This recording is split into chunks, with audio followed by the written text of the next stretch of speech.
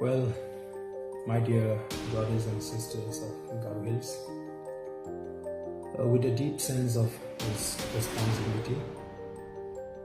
and with a heavy heart, I would like to convey this message to each and every one of you. First and foremost, I would like to say that we stand in solidarity with you in your fight for the preservation and protection of your culture, your traditions, your land, and your practices. Secondly, I strongly condemn the failure of the government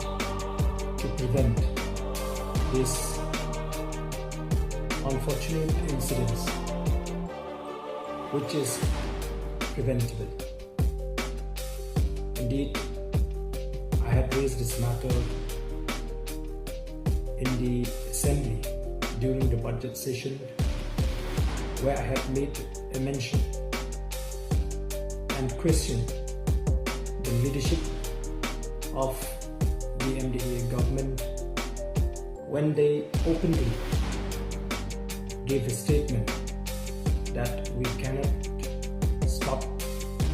the non-tribal from participating and contesting the MDC election in Garo Hills. I had made a mention in my submission that this careless and irresponsible statement will have a very serious implication, and I have been proven right with the present law and order situation in Garo Hills, which arises out of the attempt on the part of the non-tribals to contest this MDC election, given the fact that they were encouraged by these kind of statements made by the leadership in the MDA government. I would also like to remind each one of us that Meghalaya is a tribal state, and before we attain statehood, our leaders in the past had fought relentlessly to get a special protection and a special provision in the form of the 6th Schedule to be incorporated in the Constitution of India. I have been saying this, and I will say it now, that the 6th Schedule is not a free gift of the government of India to us. It was the result of the unwavering resolve, struggle and sacrifices,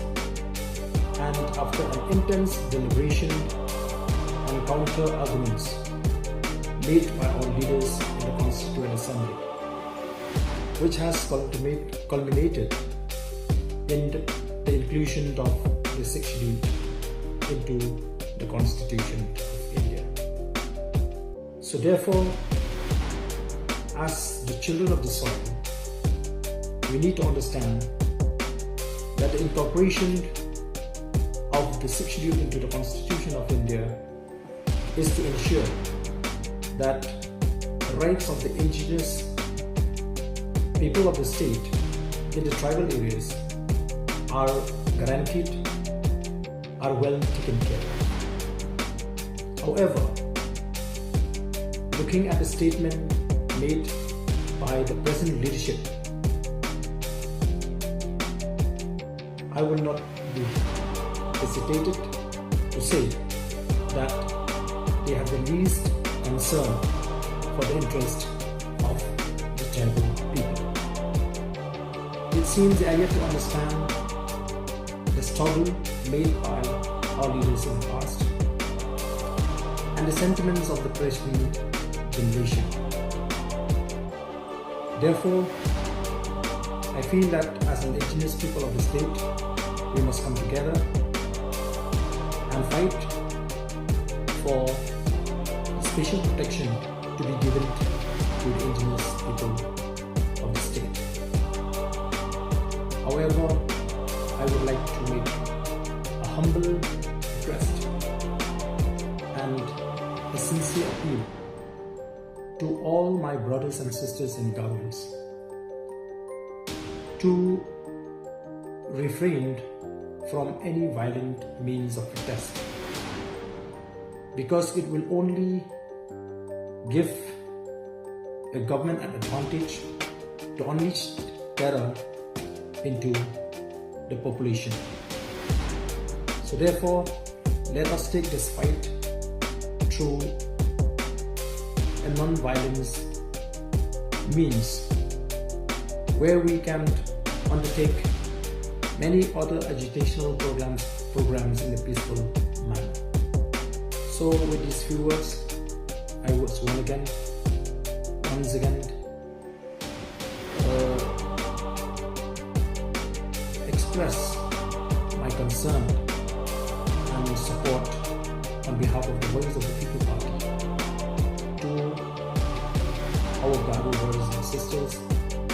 in your fight for the protection and preservation